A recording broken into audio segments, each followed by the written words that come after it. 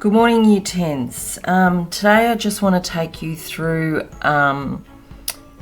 cutting fabric and just making sure that we are mindful of wastage and what's a good way of cutting out fabrics rather than just taking out a chunk out of the middle. So when we've got our fabric laid out, and we've discussed a few things like circular skirts and gathered skirts and things like that.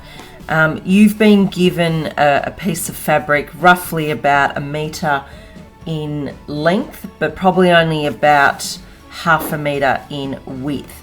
So one side of your fabric will have this type of an edging. So this is what is created along the edge of the fabric, which is your selvage line. It's sometimes also known as your straight grain. So if you imagine a rolled up piece of fabric, so if we imagine this is our roll of fabric and it's rolled up like this, so this is your continuous length of fabric. Along this edge and this edge, you will find this sort of a finish on most fabrics. If it's not this finish, it will be something that doesn't fray. So on a knitted fabric, you will have something that's almost like a glue. It's just a little bit stiffer. But on a woven fabric such as this, you'll have these little hole marks and a little bit of a rough edge, and that's, as I said, that's called a selvage.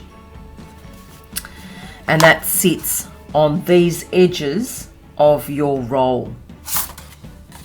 And that's to do with the construction of the actual fabric. Selvages are important because they give you information about how to cut garments. So for example, here I've just got some skirt patterns here. So we have a front cut on a fold, we have a back cut one pair, and we have a waistband. So these lines here with these arrows are information as to how patterns are laid. So you would lay this grain, what's called a grain line, along a selvage line.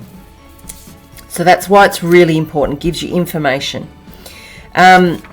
If you're looking at bias, and you'll learn lots of these different terms, but if you're looking at bias, you're cutting on a 45, which is in here. So these selvage lines give you lots of information.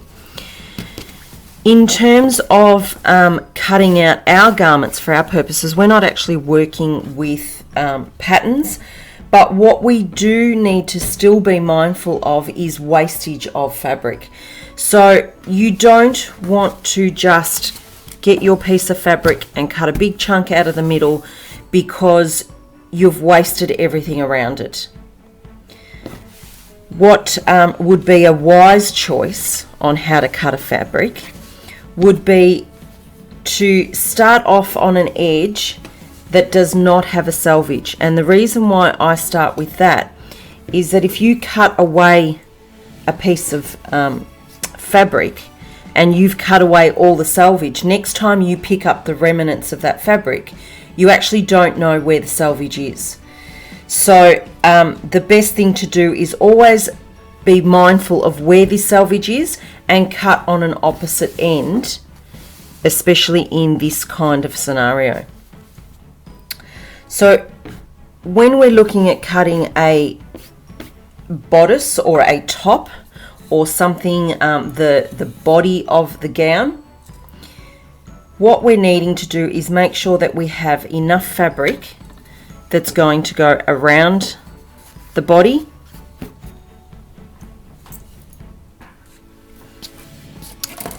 and just mark it with some pins. So we know that this is going all the way around the body. We've got a little bit extra there. I'm just going to put a couple of pins so that I know where to cut.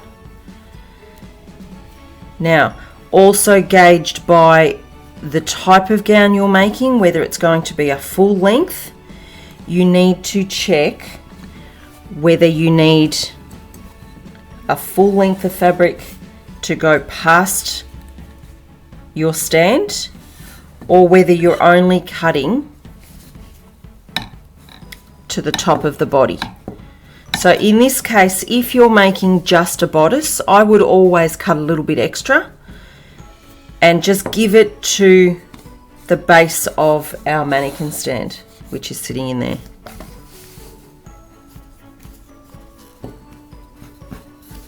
Okay, even if you're going to put a long skirt over the top, if we start off with this, then it gives us enough to play around with in case we need to change anything. So I'm just popping a few pins in there. As you can see, that was a blunt pin. That's what happens when you get a blunt pin. Okay, so we know roughly that that's the sort of size that we need. Now you can cut that piece. So you would get your scissors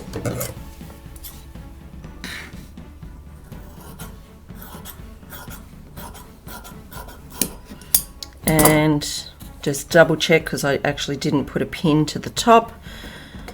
So I know that I need roughly this length, making sure that you've got nothing folded or sitting behind it.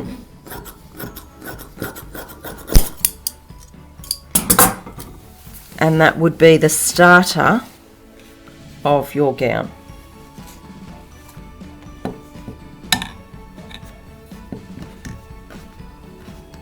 Yep, so we have plenty of fabric.